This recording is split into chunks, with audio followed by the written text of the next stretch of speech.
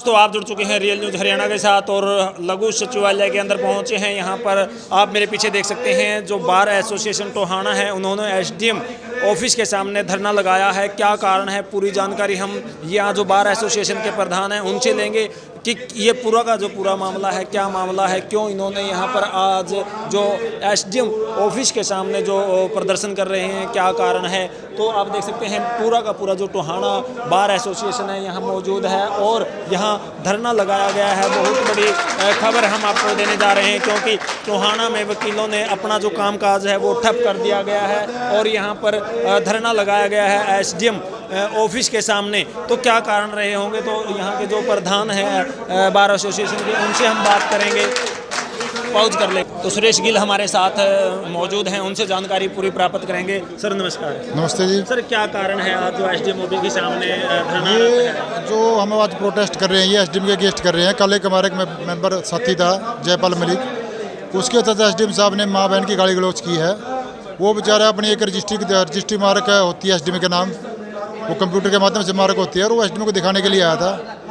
SDM ने उसको मना कर दिया उसको देखने के लिए। मैं इसको नहीं करता, चलो हो सकता है उसमें कोई टेक्निकल कमी हो या कैसी भी हो सकता है, लेकिन वो उसने जो किया वो गलत किया है। लेकिन अगर मान लो कोई डॉक्यूमेंट रजिस्टर्ड नहीं होता, वो उस पर एसडीएम अपनी नोटिंग डाल के उसको वापस कर देता है। उसको भाई इस पर नोटिंग डाल दी है, आपको दोबारा अपनी जो भी चीज़ है इसको कंप्लीट करके लेके आओ। लेकिन एसडीएम साहब ने एक उसको गौतम है यहाँ का अपना जो स्टेनो है उसका माध्यम बनाकर उसने कभी तो गौतम से माफ़ी मांगो, भाई आपने गौतम को ये चीज़ की झूठ बोल लिया है, भाई मैंने गौतम को दिखा लिया। लेकिन उस व्यक्ति ने गौतम को दिखाई थी वो रजिस्ट्री, लेकिन वो उसने ये नहीं था भी मैं गौतम ने ये गौतम के बारे में उसने ये कह भी गौतम ने कह दी भी रजिस्ट्री होगी। लेकिन एसडीएम उस बात पे एंडामेंट था और एंडामेंट होने के बाद एसडीएम ने मतलब इतनी उतावला हो गया कि उसने वो माँ बहन की गाली देनी शुरू कर दी। फिर बाद में वो बोले भाई मैं तेरे को मुर्गा बनाकर पूरी कोर्ट में घुमाऊँगा। और जो बाकी जो वकील साथी है, देखो एक व्यक्ति को कहती है तो मतलब सभी को कहती है। हमारी जो वकील जमात है पूरे हरियाणा के व्यक्तियों को कह दिया, पूरे इंडिया लेवल पे सभी व्यक्तियों को कह दिया। एक ही इंसल्ट है तो पूरे उसकी इंसल्ट है। बात करें, आपने बताया कि इस प्रकार की जो भाषा है वो यूज की गई है। अगर आप लोगों के साथ इस प्रकार की भाषा यूज की जाती है तो आम आदमी का क्या होगा? नहीं, आम आदमी के साथ भी इसका ऐसा ही है। आम आदमी के साथ इसका यही व्यवहार है, उनके साथ भी यही कंडक्ट है इसका। देखो सरकार ने अगर इसके पास रजिस्ट्री दी है, ये हमारे ऊपर कोई एहसान नहीं दिखाता। और सरकार ने जो वर्कलोड दिया तो हमारे ऊपर क्या इलाज है उसका, वो तो उसने करना पड़ेगा। जब गवर्नमेंट इसको पे देती है तो इसने अपना करना चाहिए काम, क्यों नहीं करता ये? अगर काम करना तो बड़ी खुशी खुशी काम करे, लोगों को धमकाने से कोई सोल्यूशन थोड़ा किसी चीज़ का। तो सर ये आपका जो प्रदर्शन है कितने समय तक चलेगा? ये हमारा प्रदर्शन अनिश्चित काल के लिए है। हमने इसका जो एसडीएम की कोर्ट है उसका बायकॉट किया बिल्कुल। अगर कल हमारे खिलाफ कोई डिसीजन हमारी पेंडिंग फाइलों में लेता है हम उसको बर्दाश्त नहीं करेंगे।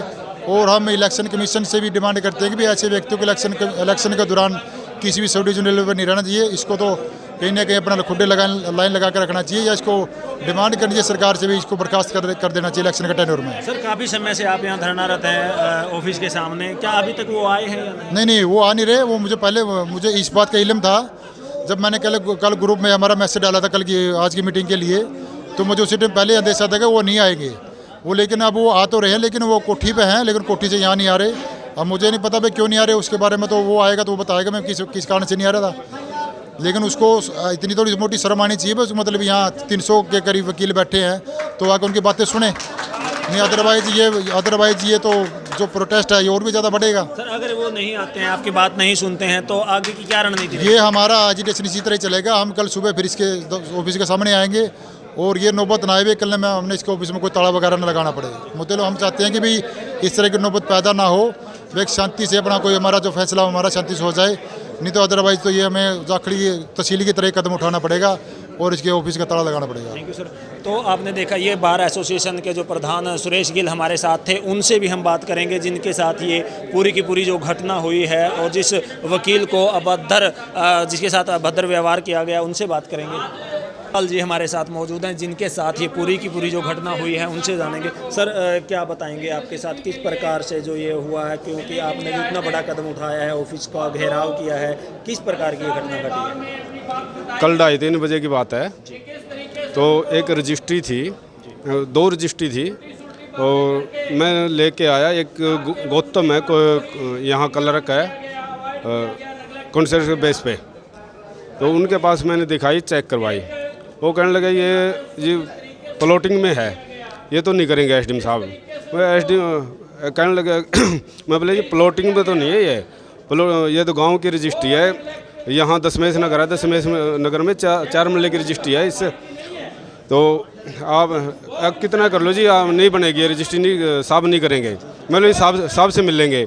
मैं साहब के पास ले के आ गया, साहब कहने लगे जी उसको गौतम को दिखाइए। मैं बोले हाँ दिखा लीजिए। उसने क्या कहा, मैं उसने तो मना कर दिया जी, आपने देखो एक बार चेक कर लो इसको। और न बोले जी उन्होंने मना कर दिया जी, और आप तो गौतम से मिले ही नहीं, आपने गलती कर दी। मैं बोले गलती किस चीज़ की कर दी? कहने लगे जी न गलती कर दी, आपने झूठ बोल दिया है। मैं बोले गौतम कौन सा दूर है, उसको बुला लो न, अगर गौतम को बुलाऊँ ना बुलाऊँ मैं है ना, आप माफ़ी मांगो गलती की। मैं बोले माफ़ी किस चीज़ की मांगूँ, जब मैंने गलती नहीं करी, कोई गलती यार मैं गलती कैसे करूँगा? जब आपने रजिस्ट्री करनी है कर दो, और नहीं इसको डिनाई कर दो।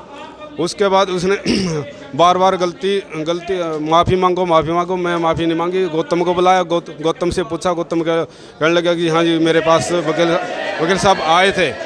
उसके बाद वो ज़्यादा तैसे में आ गया और मेरे साथ माँ बहन की गाली गलौज करने लगा, और मैं जाने लगा तो वो कहने लगा जाना नहीं, पहले माफ़ी मांगना है। तो मैं बोले माफ़ी तो नहीं मांगूंगा, और मैंने जो स्टाम्प ड्यूटी लगा रखी है वो पूरी लगा रखी है, अगर रजिस्ट्री करनी है तो कर दो। वो कहने लगा, मेरे साथ ज़बरदस्ती करने लगा, कहने लगा कि जी आपको तो माफ़ी मांगनी पड़ेगी। तो मैं बोले माफ़ी नहीं मैं किसी प्रकार की माफ़ी नहीं मांगूंगा। वो कहने लगा जी आपको और आपके वकीलों को मुर्गा बना के मैं कॉम्प्लेक्स में घुमा दूंगा और फिर माफ़ी मंगवाऊंगा। तो इतना के उसने मेरे साथ बददुआ बुरा व्यवहार किया और मेरे साथ गाली गलौज किया, इस करके उसको बर्खास्त किया जाए। क्या आप सभी में इस प्रकार का रोष है? सभी वकील हैं जो आपके साथ हैं? हाँ बिल्कुल, एक वकील है। अगर यहाँ बात बनी ठीक है, हम पूरा हरियाणा लेवल पे सभी वकीलों का साथ लेंगे। तो आपकी मांग क्या है अभी, आप क्या बताते हैं? इसके खिलाफ कार्रवाई हो, इसके खिलाफ FIR दर्ज हो SDM के खिलाफ, और इसको बर्खास्त किया जाए। तो थैंक यू सर। तो ये थे हमारे साथ, जिनके साथ ये कल जो पूरी की पूरी घटना घटी थी, उन्होंने पूरी की पूरी जानकारी आपको दी है, और हम SDM सर से भी हम बात करने की कोशिश करेंगे। अगर वो आते हैं तो उनसे बात भी करेंगे कि क्या जो आरोप लगाए जा रहे हैं वो सच हैं या झूठे हैं, क्यों उनका भी वर्जन लेना हमारे लिए बहुत ज़रूरी है। और अगर SDM साहब यहाँ आते हैं तो उनका वर्जन भी आपके सामने पेश करेंगे। कि तब तक SDM साहब आते हैं तब तक आप इस वीडियो को लगातार शेयर करते रहें, बने रहें रियल न्यूज़ हरियाणा के साथ।